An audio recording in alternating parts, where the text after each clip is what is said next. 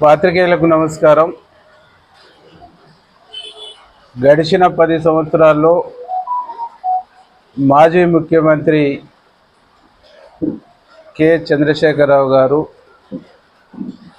మాజీ మంత్రి జగదీష్ రెడ్డి గారు తెలంగాణ రాష్ట్రం ఏర్పడ్డ తర్వాత విద్యుత్ కొనుగోళ్ల విషయంలో, విద్యుత్ సంస్థల నిర్మాణ విషయంలో జరిగిన అవకతవకలపైన ఒక చర్చ జరుగుతూ ఉంది. తెలంగాణ ప్రజానీకమంతా ఈ చర్చను ఆసక్తికరంగా చూస్తూ ఉంది.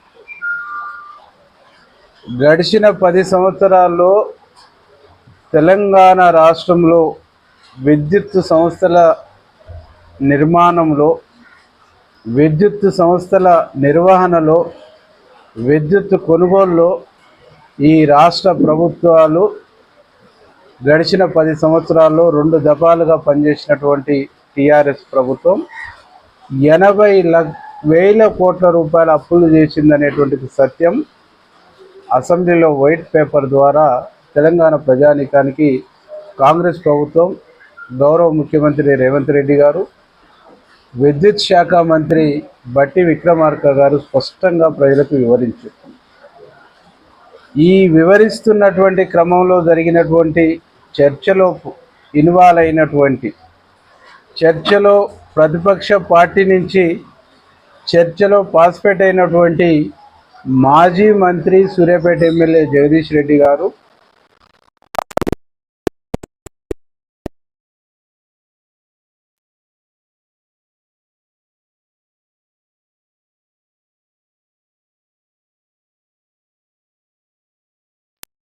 ఇవన్నీ చట్టబద్ధంగా సక్రమంగానే జరిగినాయి. దీంట్లో ఏమైనా అవకతవకలు జరిగితే జ్యుడిషియల్ ఎంక్వైరీ చేయమని అసెంబ్లీ సాక్షిగా జగదీష్ రెడ్డి డిమాండ్ చేసింది. జగదీష్ రెడ్డి చేసినటువంటి డిమాండ్, జగదీష్ రెడ్డి కోరుకున్నటువంటి పద్ధతుల్లో జగదీష్ రెడ్డి కడిగిన ముత్యంలాగా బయటికి రావాలి, తన నిజాయితీని నిరూపించుకోవాలి, తను నిజాయితీ పరుడుగానే ఉండాలని చెప్పేసి భావించి మా ప్రభుత్వం, గౌరవ ముఖ్యమంత్రి రేవంత్ రెడ్డి గారు, గౌరవ సభ్యుడు కోరుకున్నటువంటి విధంగా మాకు ఏం అభ్యంతరం లేదు, జ్యుడిషియల్ ఎంక్వైరీకి మేము ప్రభుత్వం ఆదేశిస్తుందని చెప్పారు. దాన్ని స్వాగతిస్తున్నానని కూడా అసెంబ్లీ సాక్షిగా, ముఖ్యమంత్రి గారు సాక్షిగా మాజీ మంత్రి జగదీష్ రెడ్డి గారు చెప్పారు.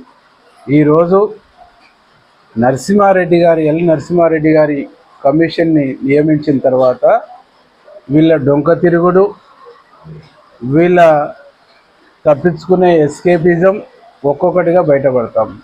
నేను జగదీష్ రెడ్డి గారికి సూటిగా ఒక ప్రశ్న ఇస్తా ఉన్నా.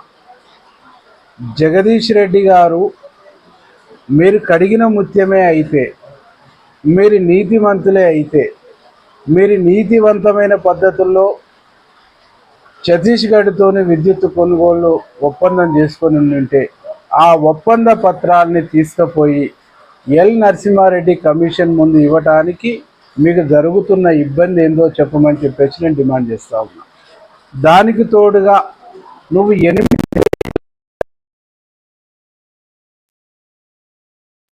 గారు కమిషన్ పంపించారు.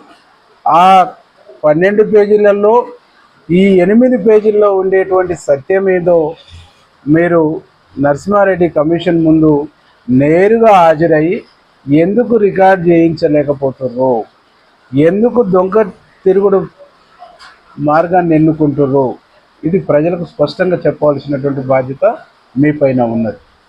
దీనికి తోడుగా నరసింహారెడ్డి కమిషను కొన్ని విషయాల్ని పేపర్కి లీక్ చేసిందని, అందుకే మేము హాజరు కావట్లేమని చెప్పేసి ఇంకొక అబద్ధాన్ని మీరు పదే ప్రచారం చేస్తాం.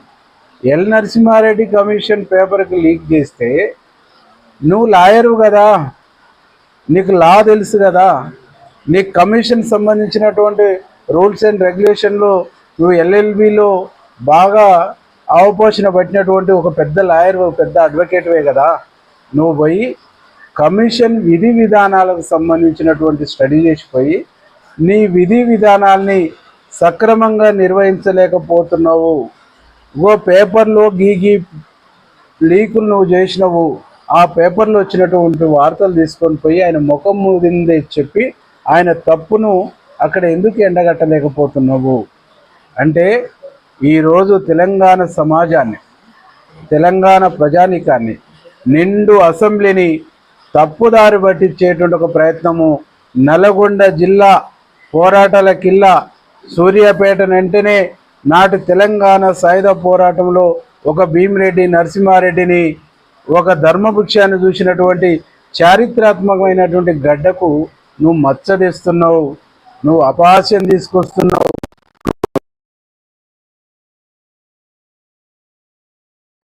అని చెప్పేసి సూర్యాపేట ప్రాంత ప్రజలు సిగ్గుతో తలదించుకునేటువంటి ఒక పని చేస్తున్నావు.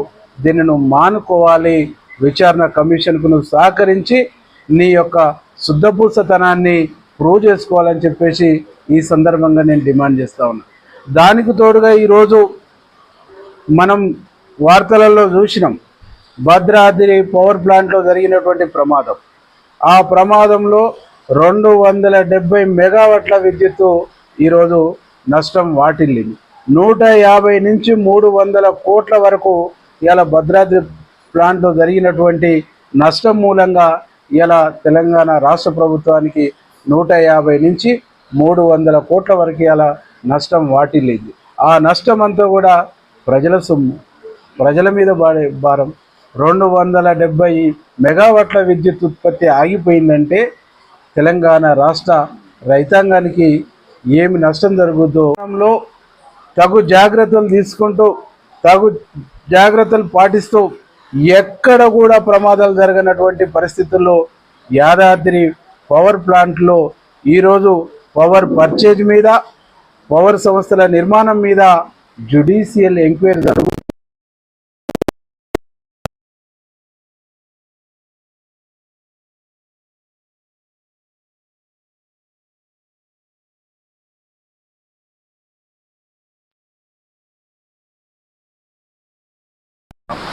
జగదీష్ రెడ్డికి మేము సూటిగా ఇంకొక ప్రశ్న ఇస్తా ఉన్నాం. నిజంగా ఛత్తీస్గఢ్తో చేసుకున్నటువంటి ఒప్పందం, ఛత్తీస్గఢ్తో జరిగినటువంటి ఒప్పందం ఈరోజు ఎల్ నరసింహారెడ్డి కమిషన్ వచ్చిన తర్వాతనే చాలామంది ఉద్యోగులు ఆ కమిషన్ ముందు హాజరై వివరణ ఇచ్చిన తర్వాతనే సక్రమంగా జరిగిందనే చెప్పేసి టోన్ ఇవాళ నువ్వు ఎత్తుకుంటున్నావు. ఇన్ని రోజులు ఈ సక్రమంగా జరిగినటువంటి వాస్తవాలని, ఈ సక్రమంగా జరిగినటువంటి ఒప్పందాన్ని ఎందుకు బయట పెడతలేరు? సక్రమంగా జరిగిన ఒప్పంద పత్రాలని తీసుకుపోయి ఎల్ నరసింహారెడ్డి కమిషన్ ముందు నువ్వు ఎందుకు ఇస్తలేవు, ఎందుకు ఎస్కేప్ అవుతున్నావు అనేటువంటి విషయాన్ని ఈ సందర్భంగా నేను ప్రశ్నిస్తా ఉన్నా. జగదీష్ రెడ్డి అనేటువంటి వ్యక్తి, మాజీ ముఖ్యమంత్రి కేసీఆర్ ఇద్దరు కలిసి ఈరోజు విద్యుత్ సంస్థల నిర్మాణంలో తప్పిదాలకు పాల్పడ్డరు, తప్పిదాలు చేసిండ్రు. విద్యుత్ కొనుగోళ్ల విషయంలో కూడా అనేక రకాల అవకతవకలకు పాల్పడ్డరు. నేను ఒకటే జగదీష్ రెడ్డి ఈ సందర్భంగా క్వశ్చన్ చేస్తా ఉన్నా. ఛత్తీస్గఢ్ నుంచి మనం తీసుకొస్తున్నటువంటి కరెంటు, మనం కొనుగోలు చేసుకున్నటువంటి కరెంటు, అక్కంచి ఇక్కడి వరకు గుంజినటువంటి కరెంటు లైను 1000 మెగావాట్ల విద్యుత్తును మనం కొనుగోలు చేస్తే 1000 మెగావాట్ల విద్యుత్తును పర్ డే మనం సప్లై కావడానికి కావలసినటువంటి లైన్ గుంజవలసి ఉంటే 2000 మెగావాట్ల సామర్థ్యం కలిగినటువంటి లైన్ వేయటంలో ఆంతర్యం ఏంటి? నువ్వు నిజంగా ఇంకా 100, 200, 300, 1200, 1400కు నువ్వు లైన్ గుంజినమంటే అర్థం ఉన్నది. 50% వేరియేషన్తో నువ్వు గుంజవలసినటువంటి అవసరం ఏముంది? ఆల్రెడీ ఇక్కడ విద్యుత్ సంస్థలను నువ్వు నిర్మాణం చేస్తూ ఉన్నావు. నువ్వు ఇక్కడ ప్రొడక్ట్ పెంచుకునేటువంటి ఒక ప్రయత్నం చేస్తూ ఉన్నావు. ప్రొడక్ట్ పెంచుకునేటువంటి ప్రయత్నం చేస్తున్నటువంటి క్రమంలో అదనంగా నువ్వు ఎక్సెస్ లైన్ను, ఎక్సెస్ కాస్ట్ పెట్టి నువ్వు తీసుకోవాల్సినటువంటి అవసరం ఏముంది? ఈరోజు ఆదరా బాదరగా మీరు ఒప్పందం చేసుకోవాల్సినటువంటి అవసరం ఏముంది? ఈ రాష్ట్రంలో 24 గంటల కరెంట్ ఇచ్చినాం. తెలంగాణలో వెలుగులు విరజిమ్మిందంటేనే కేసీఆర్ ముఖ్యమంత్రి అయిన తర్వాత, జగదీష్ రెడ్డి మంత్రి అయిన తర్వాతనే అయ్యిందని చెప్పేసి సమాజానికి మీరు గగ్గోలు పెట్టి చెప్పుకుండ్రు. నిజంగా మీరు 24 గంటల ఉచిత విద్యుత్ ఇచ్చి నాణ్యమైన కరెంట్ ఇచ్చి ఛత్తీస్గఢ్ నుంచి సక్రమంగా మీరు కొనుగోలు చేసి ఉంటే ఈ వాస్తవాలని ప్రజలకు ఎందుకు చెప్పట్లేరు? మా మంత్రి గారు కోమటిరెడ్డి వెంకటరెడ్డి గారు లాబుక్కు తీసి 24 గంటల కరెంట్ అనేది అబద్ధం, 12 గంటలకు మించి కరెంట్ ఇస్తలేరు, ఇస్తే ఎక్కడైనా 13 గంటలు తప్ప అంత మించి రావట్లేదు. ఉదయం 5 గంటల నుంచి సాయంత్రం 5 గంటల పీరియడ్ వరకు మధ్యన 1-2 గంటలు బ్రేక్ ఇచ్చేసి ఇస్తారు తప్ప రాత్రి కరెంట్ ఇస్తలేరు. ఇదంతా అంబుక్ తప్ప దీంట్లో ఎలాంటి వాస్తవం లేదని చెప్పేసి లాబుక్కు పట్టుకున్న తర్వాత లాబుక్కులు మొత్తం కూడా మీరు హెడ్ ఆఫీస్కి తెప్పించుకున్న మాట సత్యం కాదా?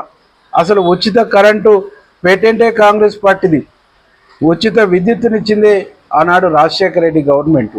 ఉచిత విద్యుత్ అంటేనే కాంగ్రెస్ అంటేనే ఉచిత విద్యుత్తు అనేటువంటిది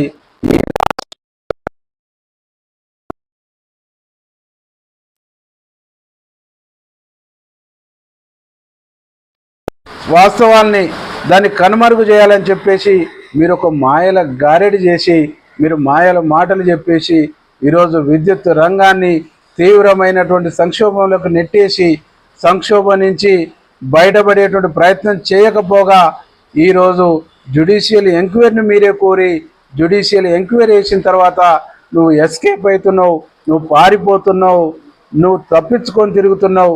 నువ్వు తప్పించుకుంటున్న వెంటనే నువ్వు నేరస్తునివని తెలంగాణ ప్రజలు భావిస్తా ఉన్నారు. నువ్వు ఎస్కేప్ అవుతున్నావు అంటేనే ఇందులో నువ్వు తప్పు చేసినావు అనేటువంటి తెలంగాణ ప్రజలు భావిస్తారు. ఈరోజు ఒక ఊర్లో నేను రావణపేట పోతుంటే ఒక పెద్ద మనిషి చెప్పింది, అయ్యా ఏదైనా ఒక కేసు అయితే ఆ కేసులో ఉన్న ముద్దాయి ఫస్ట్ చేసే పని ఏంటంటే ఫస్ట్ ఎస్కేప్ అయిపోతాడు, తప్పించుకుపోయి తర్వాత వచ్చి కోర్టుల్లో పోలీస్ స్టేషన్లో సరెండర్ అవుతాడు.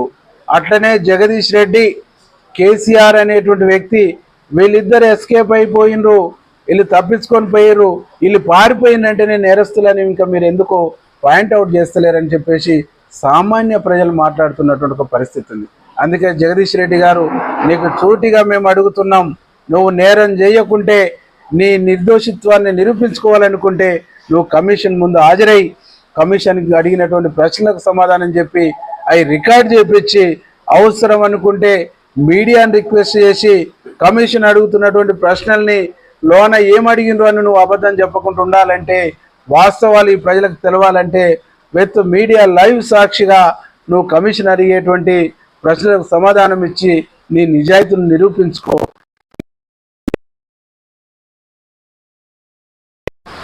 ఒక దోషిగా, ఒక దొంగగా, ఒక నేరస్తునిగా నిన్ను చూస్తారని చెప్పేసి తెలియజేస్తూ ఎప్పటికైనా నీ బుద్ధి మార్చుకొని నువ్వు అక్రమ మార్గంగా ఎస్కేప్ కావాలనేటువంటి విధానం నుంచి నువ్వు బయటకు వచ్చేసి కమిషన్ ముందు నువ్వు కోరుకున్నటువంటి కమిషనే నువ్వు చట్టసభలలో ప్రమాణం చేసి సభ సాంప్రదాయాలను గౌరవిస్తాను, కాపాడుతానని చెప్పేసి నువ్వు ప్రమాణం చేసినటువంటి సభా సాక్షిగానే నువ్వు వేయించుకున్నటువంటి డిమాండ్ చేసి వేయించుకున్నటువంటి కమిషన్కు నువ్వు హాజరు కాకుండా ఎస్కేప్ అవ్వటం అనేటువంటిది ఏదైతే ఉందో ఇది నేరం, ఇది తప్పు. ఈ నేరం చేయటం విచారణ చేస్తారా, వెంటనే విచారణకు ఆదేశించాలని చెప్పి నేను సభ కోరుతా ఉన్నా అధ్యక్ష. వారి కోరిక మేరకు జ్యుడిషియల్ ఎంక్వైరీకి ఈ ప్రభుత్వం ఆదేశాలు ఇస్తుందని తమ ద్వారా తెలియజేస్తున్నాను అధ్యక్ష. అయితే దాంట్లో దోషులు ఎవరో దొరికితే వాళ్ళని శిక్ష వేయాలి, లేదా ఆధారం లేకుండా అసంబద్ధమైన ఆరోపణలు చేసిన వారికి శిక్ష పడాలి. ఈ మంత్రి గారు పోతారు సార్, చెప్పకుండా 6,000 ప్రభాకర్ రావు జైల్లోకి పోతాడు, అందరు జైల్లోకి పోతారు సార్.